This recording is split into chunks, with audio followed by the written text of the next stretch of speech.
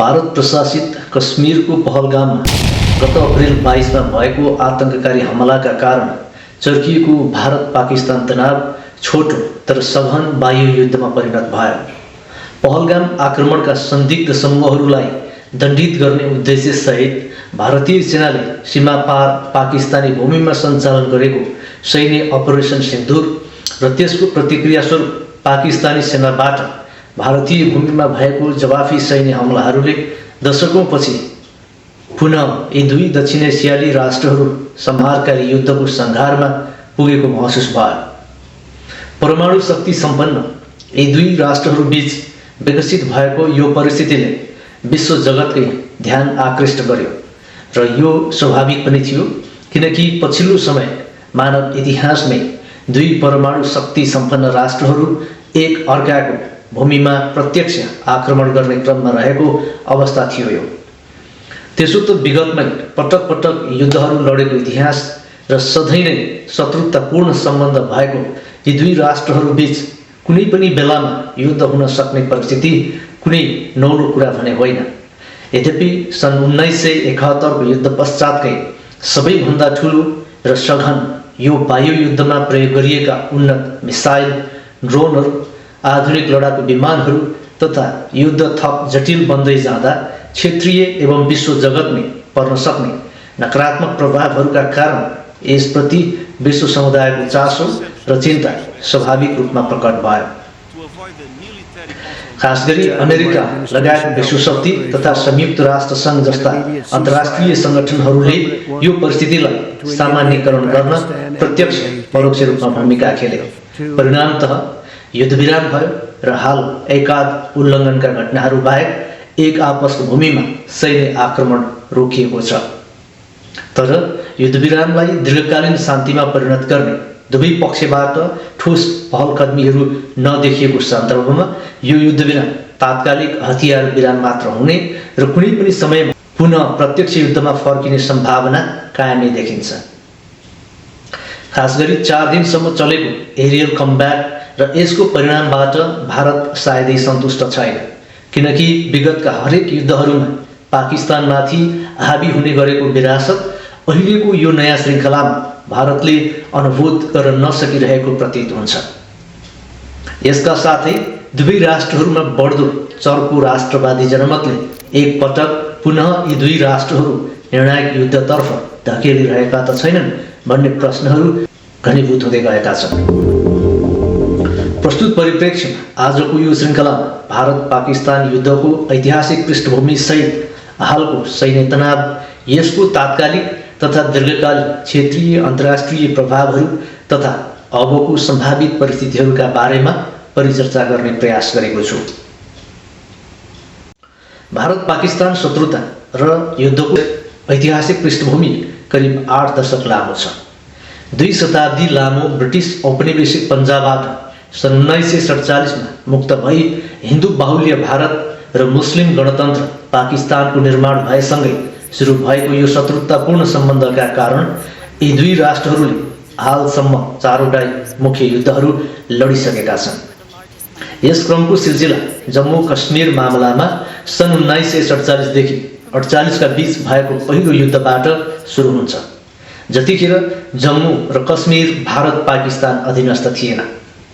तत्कालीन अवस्थामा हिन्दू राजा र मुस्लिम बाहुल्य प्रिन्सली स्टेटको रूपमा रहेको जम्मू कश्मीर पाकिस्तान वा भारतमा समाहित हुने वा स्वतन्त्र राष्ट्रकै रूपमा रहने भन्ने निर्णय अधिकार कश्मीरमै नै थियो।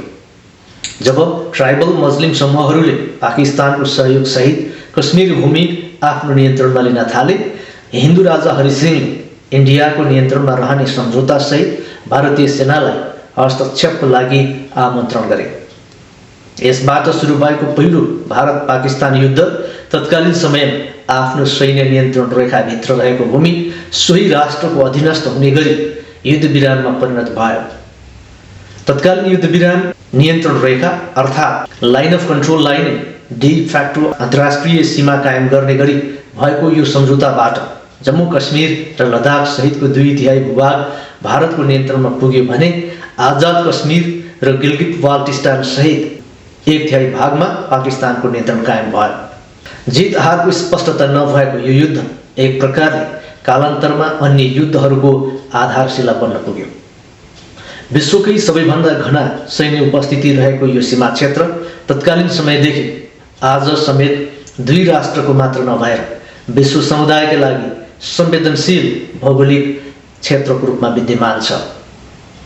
शत्रुता र सङ्घर्षको यो ऐतिहासिक श्रृङ्खलाको क्रममा भारत पाकिस्तान बीच सन् 1965 मा दोस्रो युद्ध भयो। भारत प्रशासित जम्मू कश्मीरमा आन्तरिक विद्रोह सृजना गर्ने उद्देश्यसहित पाकिस्तानी सेनाबाट भएको सीमापार घुसपैठ र आक्रमणको पृष्ठभूमिमा सुरु भएको यो युद्ध केवल 17 दिन चल्यो, तर छोटो अवधिका बावजुद सैनिक तथा स्रोत साधनको क्षतिको हिसाबले दुवै राष्ट्रहरूको लागि यो निकै नै अप्रिय रह्यो। तत्कालीन सोभियत सङ्घ र अमेरिकाको मध्यस्थतामा भएको तास्कन्त सम्झौताबाट जित हारको अनिर्णयमय दोस्रो कश्मीर युद्धको रूपमा यो इतिहासमा दर्ज भयो। युद्धहरूको यो श्रृङ्खलामा यी दुई राष्ट्रहरू बीच अर्को युद्ध 1971 मा भयो। तत्कालीन पूर्वी पाकिस्तान यानि कि हालको बङ्गलादेशको स्वतन्त्रता सङ्ग्रामको पृष्ठभूमिमा भएको भए तापनि यस अघिकै दुश्मनी विपरीत रणनैतिक स्वार्थबाट प्रेरित यो युद्ध 13 दिन मात्र चलेको थियो, तर यसको परिणाम तथा प्रभावहरू विगतको युद्धहरूभन्दा निकै नै भिन्न रह्यो, किनकि यस युद्धमा भारतको निर्णायक विजय भएको थियो। पूर्वी पाकिस्तानको स्वतन्त्रता सङ्ग्राम सेना, मुक्ति बाहिनी र भारतीय सेना समक्ष पूर्वी पाकिस्तानी मिलिट्री कमान्डका करिब 91,000 फौजले गरेको आत्मसमर्पणसँगै गणतन्त्र बङ्गलादेश राष्ट्रको निर्माण भएको थियो। आत्मसमर्पणसँगै युद्धबन्दी बनाइएको उल्लेखित सैनिक सङ्ख्या दोस्रो विश्वयुद्ध पश्चात कुनै पनि युद्धहरूमा बनाइएको युद्धबन्दीहरूको सङ्ख्यामध्ये सबैभन्दा बढी हो। उता कश्मीर फ्रन्टमा समेत एकसाथ भएको यो युद्धको क्रममा भारतीय सेनाले 15,000 स्क्वायर किलोमिटर पाकिस्तान नियन्त्रित भूमि कब्जा गरेको थियो। युद्धविराम सम्झौतासँगै रोकिएको यो फ्रन्टको युद्ध र यसबाट आफ्नो अधीनमा लिएको भाग पछि भारतले सिमला सम्झौताको क्रम पाकिस्तानलाई फर्काएको थियो।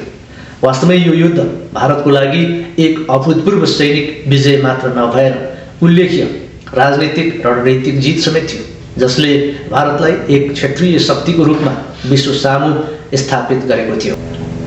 उता यो हारबाट हतप्रभ पाकिस्तानले सिङ्गो पूर्वी पाकिस्तान, आधा बढी जनसङ्ख्या र महत्त्वपूर्ण आर्थिक आधार गुमाउन बाध्य भएको थियो। युद्धमा भएको हारबाट पाकिस्तान उल्लेखित क्षतिका साथै ठुलो मनोवैज्ञानिक आघात समेत बेहोर्नु परेको थियो। त्यसयता सापेक्ष रूपमा केही शान्त रहेको उक्त क्षेत्रमा सन् 1979 मा कारगिल युद्ध भयो। विगतमा भएको हार, आणविक प्रतिद्वन्द्विता र कश्मीर विखण्डनकारी गतिविधिहरूका बीच पाकिस्तानी सेनाबाट भएको एलओसी पार सैन्य घुसपैठका कारण यो युद्ध हुन पुगेको थियो, जो पाकिस्तानको लागि पुनः हारको नयाँ श्रृङ्खला बन्न पुग्यो। उल्लेखित चारवटा युद्धहरू पश्चात यी दुई राष्ट्रहरू बीच प्रत्यक्ष सैन्य मुठभेड कमै भएर गएको अवस्थामा हालैको 4 दिने वायु युद्धबाट भने अब पुनः यी दुई राष्ट्रहरू बीचको रणनीतिक प्रतिस्पर्धा नयाँ चरणमा प्रवेश भएको आकलन गरिएको छ। हालको प्रत्यक्ष सैन्य मुठभेडको तात्कालिक आधार भारत प्रशासित जम्मू कश्मीरमा पर्ने पहलगाम क्षेत्रमा भएको आतङ्कवादी हमलाले तयार गरेको थियो। 80 को दशकको अन्त्यतिर कश्मीरमा सुरु भएको विखण्डनकारी सशस्त्र विद्रोहसँगै उक्त क्षेत्रमा भइरहेको यस्ता हमलाहरूको नयाँ श्रृङ्खलाको रूपमा भएको यस आक्रमणमा 26 जना गैर सैनिकहरू मारिएका थिए। सदाझैँ भारतले यो आक्रमण पाकिस्तानमा आधारित आतङ्कवादी सङ्गठन लस्कर ए तैयबाद्वारा गरिएको तथा तिनलाई साथ सहयोग संरक्षण पाकिस्तानबाट भइरहेको आरोप लगाए र उसै गरी पाकिस्तानले यो आरोपलाई अस्वीकार गर्यो। यससँगै भारत सरकारले तुरुन्तै पाकिस्तानमाथि कूटनैतिक दबाव सृजना गर्न सुरु गर्यो। सो क्रममा भिसा रद्द गर्ने, सीमा बन्द गर्ने, व्यापार तथा हवाई सम्पर्क विच्छेद लगायतका कार्यहरू भए। त्यस्तै भारतले 1960 मा भएको सिन्ध जल सन्धिलाई निलम्बन गर्ने घोषणा गर्यो। सम्झौता भएपछि हालसम्म नियमित रहेको उक्त सम्झौतालाई निलम्बन गर्ने भारतको यो निर्णयको निकै नै ठुलो रणनीतिक आर्थिक महत्त्व रहेको छ, जसलाई पाकिस्तानले एक्ट अफ वारको रूपमा लिएको छ। यसैबीच पहलगाम घटनाको 15 दिनपछि मे 7 तारिकका दिन भारतले पाकिस्तान नियन्त्रित कश्मीर तथा अन्य भागहरूमा हवाई आक्रमण गर्यो। अपरेसन सिन्दुरको नाममा भएको यो सैन्य कारबाहीको उद्देश्य जैसे मोहम्मद तथा लस्कर ए तोयबा जस्ता आतंककारी संगठनहरूको शिविरहरू नष्ट गर्नु रहेको बताइएको थियो। अपेक्षाकृत पाकिस्तानले यसको प्रतिक्रियास्वरूप जवाफी सैन्य कारबाही सञ्चालन गर्यो। यस क्रममा दुवै तर्फबाट प्रयोग भएका चौथो पुस्ताको फाइटर जेटहरूको घमासान डग फाइट, लङ रेन्ज मिसाइल तथा ड्रोनहरूको व्यापक प्रयोगसहित एक आपसको भूमिमा आक्रमण प्रत्याक्रमण सञ्चालन भयो। 4 दिनसम्म चलेको यो सघन हवाई द्वन्द्वमा भएका क्षतिहरूको आधिकारिक तथ्य नआएको भए तापनि इन्डियन एयरफोर्सको रफायल जस्ता अत्याधुनिक विमान पाकिस्तानी एयरफोर्स सञ्चालित J-10 फाइटरद्वारा खसालिएको समाचारहरू अन्तर्राष्ट्रिय मिडियाहरूमा व्यापक बन्यो। चाइनाको चेङदू एरोस्पेस कर्पोरेसनद्वारा बनाइएको J-10 लडाकु जहाजको यो नै पहिलो युद्ध परीक्षण थियो र यसले चाइना उत्पादित रक्षा सामग्रीहरूको क्षमतालाई विश्व सामु प्रष्ट पारेको रूपमा समेत प्रचारित भयो। अन्तर्राष्ट्रिय मिडियाहरूमा गरिएको रिपोर्टिङ तथा विश्लेषणलाई हेर्दा यो हवाई युद्धलाई पश्चिमा वर्सेस चाइनिज सैन्य प्रविधिको श्रेष्ठताको परीक्षणको रूपमा समेत हेरियो। 4 दिनसम्म चलेको यो युद्धलाई लिएर यी दुई राष्ट्रहरूकै समीक्षालाई हेर्ने हो भने पाकिस्तान आफ्नो सेनाबाट भएको यस पटकको प्रदर्शनबाट निकै नै उत्साहित देखिन्छ। लडाइँमा भएको प्रदर्शन र प्राप्त परिणामकै कारण पाकिस्तान सरकार आफ्ना सैनिक जनरल असीम मुनिरलाई फिल्ड मार्शलमा पदोन्नति दिने निर्णय समेत गर्यो। पाकिस्तानको इतिहासमै दोस्रो पटक दिएको यस्तो विशेष पदोन्नतिबाट समेत अहिलेको यो उपलब्धिलाई पाकिस्तानले कति महत्त्वका साथ हेरेको छ भन्ने प्रश्न हुन्छ। यसपटक आन्तरिक राजनैतिक आर्थिक समस्याबाट गुज्रिरहेको पाकिस्तानको नेतृत्व तथा जनमत सेनाको साथ समर्थनमा खुलेर उत्रिएको छ। यता भारतीय नेतृत्व तथा जनमत भने यस पटकको परिणामबाट त्यति खुसी नरहेको प्रतीत हुन्छ। खास गरी यसमा भारतले बेहोरेको क्षतिको कारण समेत भारतीय जनमत र नेतृत्व हालको सैन्य कारबाहीको परिणामप्रति उत्साहित नदेखिएको विश्लेषणहरू भइरहेका छन्। यद्यपि यसबीच भारतले आतंकवादीहरूको अखडामा आक्रमण दण्डित गर्ने र यस्तो कार्य गर्न निरुत्साहित गर्ने कार्यमा आफ्नो सेनाले सफलता पाएको जनाएको छ। तर अमेरिकाको प्रयासमा भएको भनिएको युद्धविरामप्रति नै भारतीय संस्थापन सन्तुष्ट नरहेको भान हुन्छ।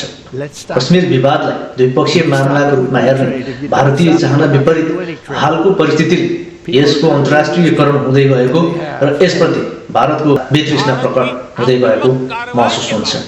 आखिर जे होस्, तत्कालको लागि युद्धविराम कायम छ, तर यतिका दिनसम्म समेत यसलाई शान्तिमा परिणत गर्ने दिशामा ठोस प्रयासहरू नभइरहेको देखिँदा यो अल्पकालीन हतियार विराम मात्र त होइन भन्ने प्रश्न र चिन्ताहरू बढेका छन्।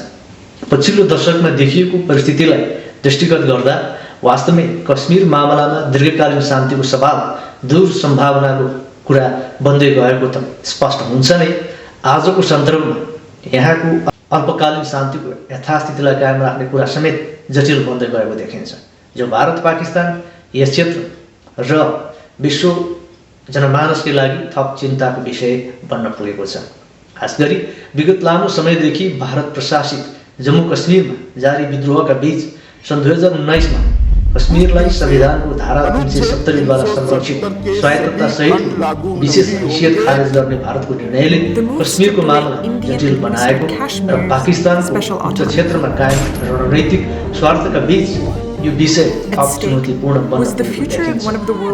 मुस्लिम बाहुल्य जम्मू कश्मीरका सम्बन्धमा सत्तासीन हिन्दू राष्ट्रवादी भारत सरकारले लिएको पछिल्लो नीतिहरूले त्यहाँको आन्तरिक असन्तुष्टिलाई थप बढावा दिएको र यसको अभिवृद्धिमा पाकिस्तान फ्याक्टर जोडिँदै आएकोमा हाल विश्वमा बदलिदो रणनीतिक वातावरण वा सन्तुलनले समेत यो मामलालाई थप जटिल र तरल बनाएको छ। जारी घटनाक्रमहरूलाई हेर्दा उक्त क्षेत्रमा यस्ता आतंककारी घटनाहरू रोकिने कुनै सम्भावना देखिँदैन। आतंकवाद विरुद्ध शून्य सहिष्णुतालाई अख्तियार गरेको भारतले हरेक आतंकवादी हमलाको जवाफी कारबाही स्वरूप पाकिस्तानी भूमिमा आक्रमण गर्ने र प्रतिक्रिया स्वरूप पाकिस्तानी जवाफी हमला हुने, जसले कुनै पनि समयमा यो पूर्ण युद्धमा परिणत हुन सक्ने सम्भावनालाई अब झनै बढाएको देखिन्छ। यदि यस्तो भयो भने विगतको परम्परागत युद्ध जस्तो रहनेमा विश्वस्त हुन सकिँदैन, किनकि यी दुई राष्ट्रहरू अहिले आणविक शक्ति सम्पन्न राष्ट्रहरू हुन्। यहाँनिर भारतको परमाणु नीतिलाई हेर्दा नो फर्स्ट युज अर्थात् पहिलो प्रयोग नगर्ने भए तापनि पाकिस्तानको नीति भने अलग छ। खास गरी भारतको सङ्ख्यात्मक सर्वोच्चता आफूमाथि भार पर्ने स्थितिमा पाकिस्तान आफ्नो सार्वभौमसत्ता वा भौगोलिक अखण्डताको लागि आणविक हतियारको पहिलो प्रयोग गर्न सक्ने नीतिलाई अख्तियार गरेको देखिन्छ, जो अब हुन सक्ने युद्धको सबैभन्दा संवेदनशील विषय हो, जसले संसारकै 20% जनसङ्ख्या ओगट्ने यी दुई मुलुक मात्र होइन, विश्वको सुरक्षालाई समेत गम्भीर असर पार्नेछ। एक अध्ययनका अनुसार यदि भारत पाकिस्तान बीच आणविक युद्ध भयो भने 2 अरब बढी मानिसहरूको मृत्यु हुन सक्नेछ, जो विश्वकै लागि एक महाप्रलयकारी घटना हुनेछ। तसर्थ यति भयानक महाविनाशको सम्भावनालाई निम्त्याउन सक्ने खालको वातावरणलाई मत्थर पार्ने दिशामा दुवै राष्ट्रहरू जिम्मेवार ढङ्गले प्रस्तुत हुनु अत्यावश्यक छ। मानवताको अस्तित्व र साझा भविष्यसँगै जोडिएको यस्तो सङ्कटहरूको समाधानको लागि फेरि पनि कूटनीतिक संयमता सकारात्मकताको कुनै विकल्प छैन। तर विडम्बना यो दिशामा हुनुपर्ने गम्भीर एवं इमान्दार प्रयासहरूको कमीका कारण मानव समाज कतै ठुलै दुर्घटनातर्फ त गइरहेको छैन भन्ने संशय बढ्दो छ।